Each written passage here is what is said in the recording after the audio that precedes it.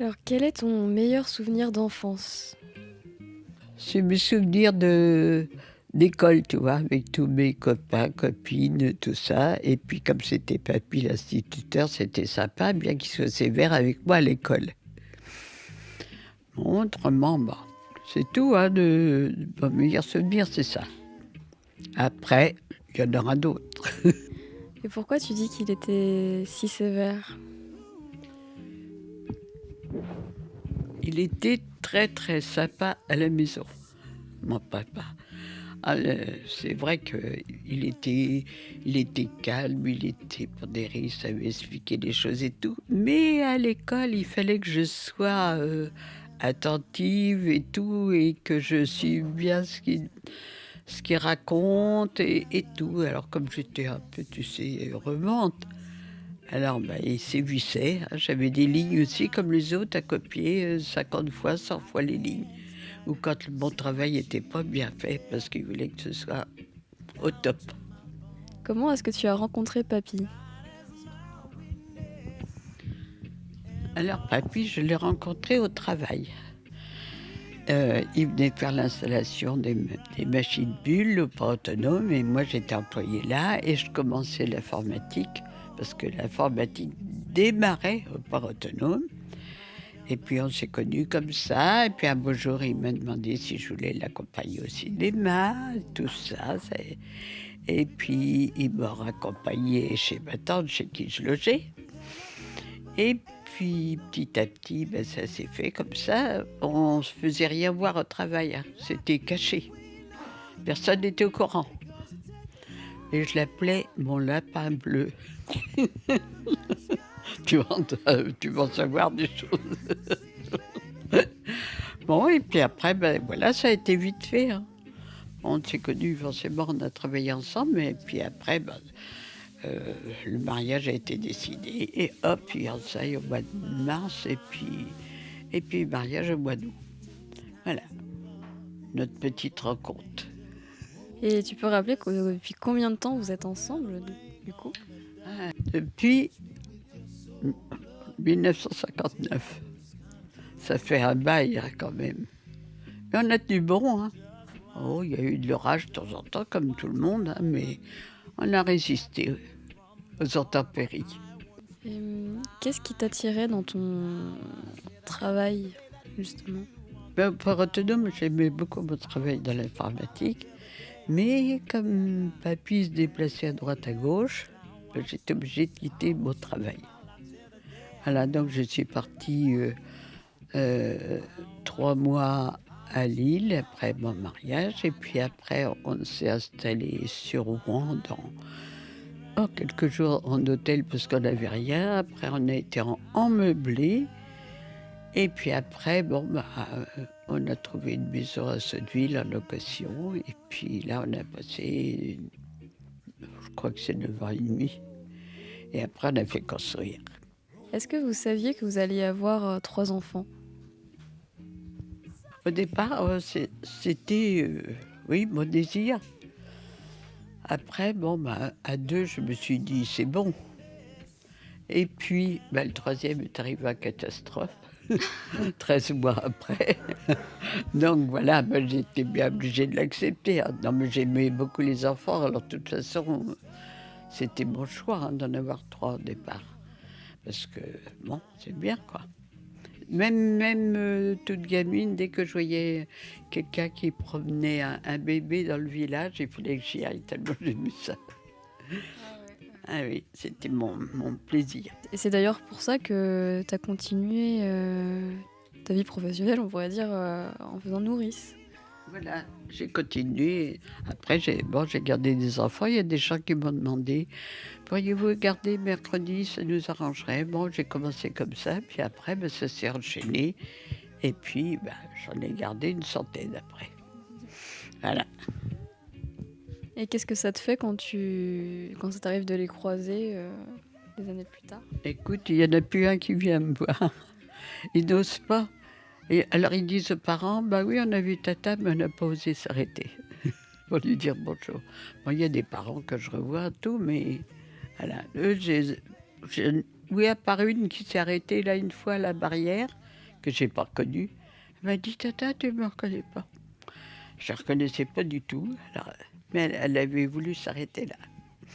Et concernant la musique, quand est-ce que tu as rencontré la musique, on va dire? Alors, j'ai rencontré la musique, mon père aimait beaucoup la musique, il jouait de la flûte. Et puis, tu sais, dans le temps, on chantait beaucoup, on achetait des chansons et puis on les apprenait presque par cœur. Donc j'ai commencé comme ça, puis à 7 ans, j'ai commencé le piano. C'est là que j'allais faire en vélo, j'allais prendre mes cours. Et puis, la route n'était pas goudronnée, puis j'ai pris quelques cabrioles dans les descentes parce que je faisais vite. Par exemple, le jour de l'anniversaire à une copine, je descendais à fond de train, j'ai chaviré dans le gravier. Quand je suis arrivée au goûter, j'avais la figure toute arrachée, les lèvres et tout, je ne pouvais même pas manger le gâteau. T'as vu mes souvenirs? Non, mais la musique, j'ai commencé comme ça, par le piano. Mon frère jouait du violon, donc on faisait des petits trucs ensemble et tout ça. C'était sympa. Et puis après, au Havre, j'avais pas de piano, et donc j'ai dû arrêter. Bon. Et puis, voilà, ça s'est arrêté comme ça, mais après j'ai pris la chorale et j'ai continué. Merci, mamie. C'est bon, laisser un peu pour les autres. Oui. Alors, bonjour madame. Oh, mais tu m'appelles madame alors que je suis mamie? Qu'est-ce que ça veut dire? Alors, le précédent journaliste nous a dit que dans votre enfance, vous étiez à la Seconde Guerre mondiale. Après certains événements, est-ce qu'on garde toujours un aussi grand sourire? Ah oui, parce que moi, je riais tout le temps. D'ailleurs, quand je faisais des voyages, on m'appelait Risette. Parce que je faisais rire tout le monde dans le car, tout ça. Alors, donc, j'ai gardé toujours le sourire. Donc, en gros, votre passion est de faire rire. Maintenant, je fais moins rire quand même, parce que j'y vieillis. Mais j'ai eu une période où j'avais des vrais fous rires, surtout avec mon père, parce qu'on n'avait qu'à se regarder et on éclatait de rire sans savoir pourquoi. Alors, papy, comment as-tu rencontré mamie?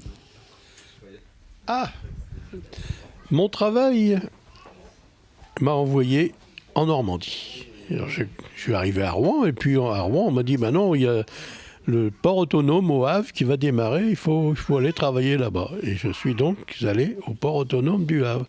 Mamie y travaillait.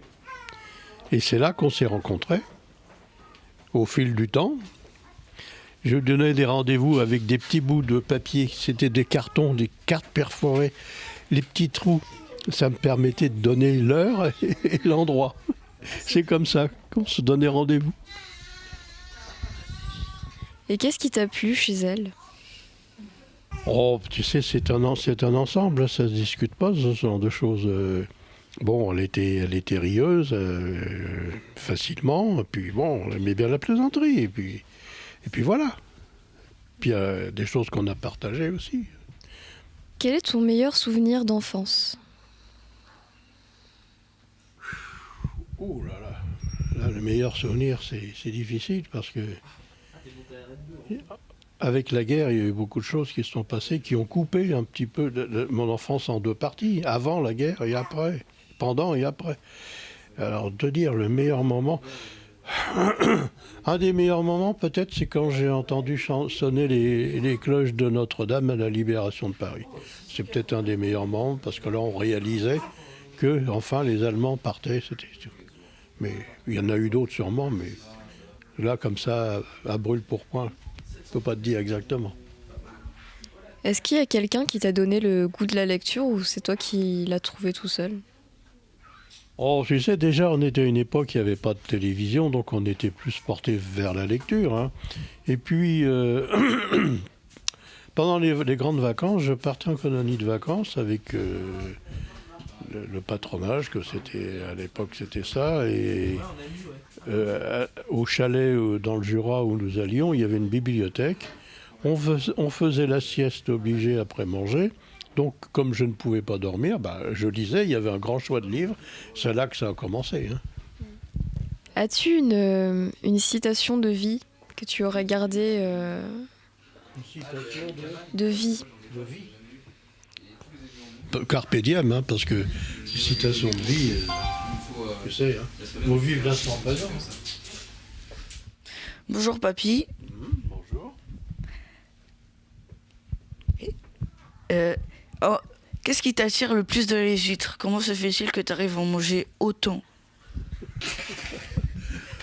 Ah, ça, les questions de goût, mon petit père, ça se discute pas. Hein.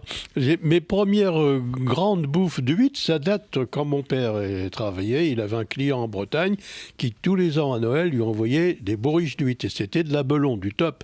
Eh bien, c'était mes 5 douzaines. C'est là que j'ai commencé. Merci.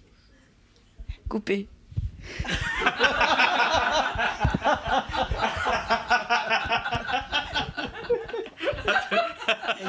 Mamie, c'était pour... je sais que tu as vécu un peu pendant la Seconde Guerre mondiale, donc je voulais savoir ce qui t'avait le plus marqué. C'est les bombardements, parce qu'il y a eu une trentaine de bombes. Ils ont loupé à un quart de seconde, j'en sais rien, la route du village, ils voulaient la couper. Donc d'un coup, il y a eu 30 bombes. Je suis partie à fond de train dans un trou qui était aménagé pour nous protéger. Et puis, parce que quand ça a bombardé, j'étais au milieu de la route et je parlais à ma grand-mère qui était à la fenêtre. Et puis ma grand-mère, au lieu de s'occuper de moi, elle était fourrée sous la table tellement elle avait peur. Donc j'étais toute seule à cavaler chez la cousine où il y avait les tranchées. Sinon, est-ce que tu as pu sauver des personnes à un moment donné ou autre? Non, parce que j'étais trop jeune, tu vois. Alors, je voyais pas ça comme les adultes. Moi, à vrai dire, j'avais pas tellement peur. Pourtant, il y a un monsieur qui est mort qui venait juste de livrer du fromage. Je venais juste de le voir passer dans le village.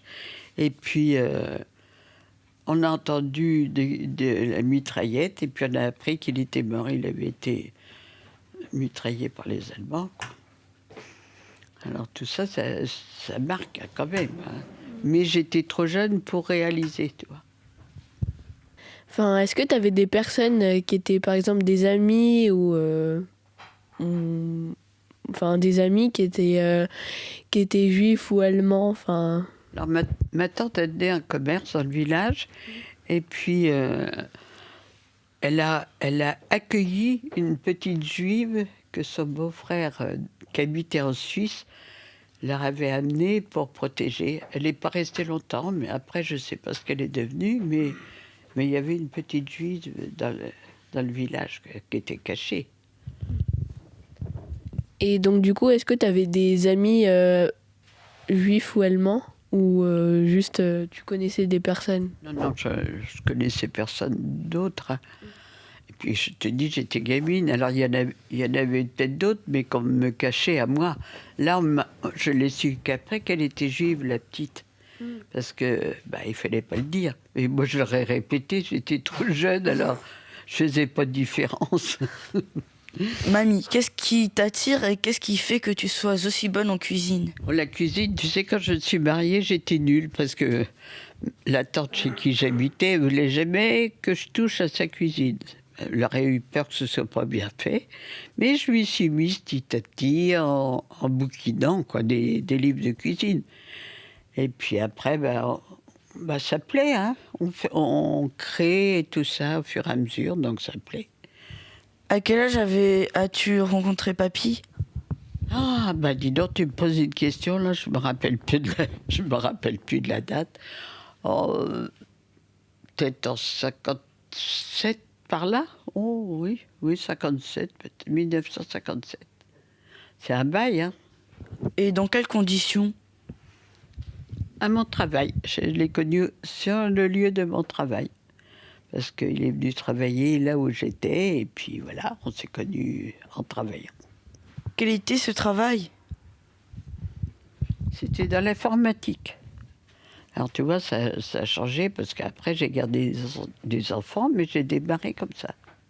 J'ai démarré sténodactylo d'abord, puis après, quand le service informatique a commencé à se monter, on m'a dit allez, faut le faire. Alors j'y suis allée, j'ai fait des stages et puis voilà.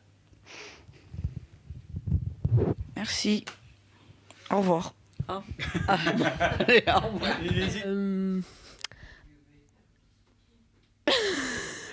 Est-ce que tu as eu quelques passions pour, je sais pas, une passion, un hobby quand tu étais plus jeune? Oh, c'était beaucoup de choses, hein. Il y avait le sport, bien sûr, parce que j'ai fait du foot, j'ai fait du hand.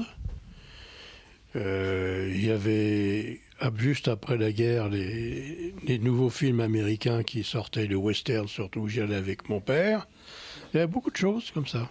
Puis le jeu avec des copains, bien sûr, beaucoup aussi. Est-ce que pendant la guerre, toutes ces passions, elles sont restées en toi, ou alors après tu t'es dit qu'il fallait que t'arrêtes? Oh, pas du tout, non, parce qu'on se rend pas compte, on est jeune, on se rend pas compte vraiment de tous les événements. On vit, on subit, et puis j'avais des copains dans la rue à Paris où on était, on jouait, quoi. Puis le reste, puis l'école, et puis c'est tout, quoi. Le sport, évidemment, passait un peu à la trappe, là, parce que c'était pas facile.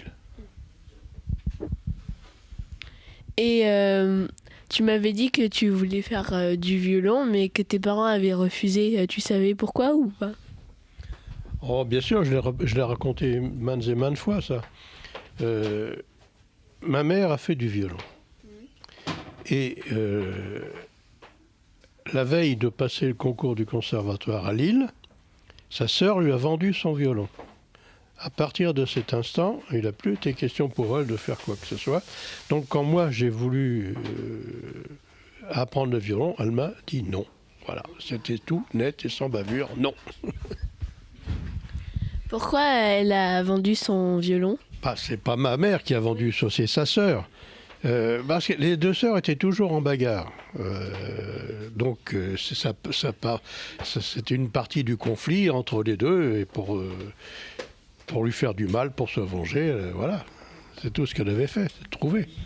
Et est-ce que tu as eu une passion pour la cuisine, ou pour quelque chose qui a un rapport avec le goût, ou quelque chose comme ça? Surtout pour manger, parce que faire la cuisine, non, pas vraiment, hein. Je préfère goûter, tu vois. Et est-ce que un jour tu aurais voulu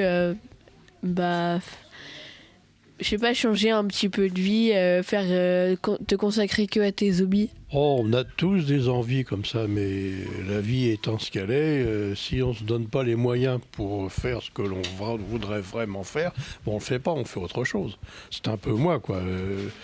Et je me suis pas vraiment donné les moyens de travailler comme j'aurais dû pour. Donc, j'ai atterri dans l'informatique par accident. Puis bon, ça m'a bien réussi, puisque je suis tombé à une époque où on trouvait du travail facilement. L'informatique, c'était nouveau, et puis ça a progressé, j'ai progressé avec. Voilà. Et comment as-tu acquis toutes ces connaissances? Au fil du temps, hein. C'est de la culture qui vient quelquefois par accident, mais parfois aussi on s'intéresse à une petite chose, et tiens, puis on regarde, on lit, et puis on découvre des choses nouvelles. Et tu les as appris que dans des livres, ou alors par un poste radio ou quelque chose comme ça? Bon, ça procède d'un peu de tout, hein, des informations, de la presse, de la radio, et puis de la lecture aussi, hein. Bon, merci mon papy, hein. Alors, mamie, étant jeune, étais-tu passionnée par un sport ou une activité en dehors de l'école? Alors moi, le sport, très peu pour moi. Non, j'étais trop paresseuse pour ça, sûrement, j'en sais rien, mais enfin, j'étais pas passionnée du tout. Mais une passion étant jeune, tu veux savoir, une passion étant jeune? Oh, ma passion, c'était d'aller jouer avec les copains, copines, tout ça à la sortie de l'école. Et mamie, elle m'obligeait à faire mon heure de piano, mes devoirs, tout ça avant. Alors, tu vois. Ouais. Mais non, le sport, je faisais du vélo par force. Parce que mes leçons de piano étant à 7 km, il fallait que je prenne le vélo pour y aller. N'importe quelle course, hop, en vélo. Où j'allais faire de la marche pour aller cueillir de l'herbe au lapin. Mais voilà tout mon sport. C'est pas terrible, hein, mais bon. Mais j'approuve que tu fasses du sport à fond. Ça me plaît. Alors, un travail très passionnant pour une femme très passionnante et une brave femme. Voilà. Au revoir. Coupé.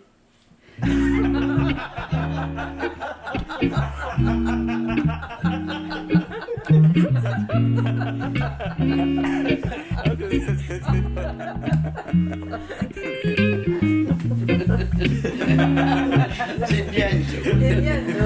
C'est bien, c'était Oui, c'est original. C'est original. Ouais.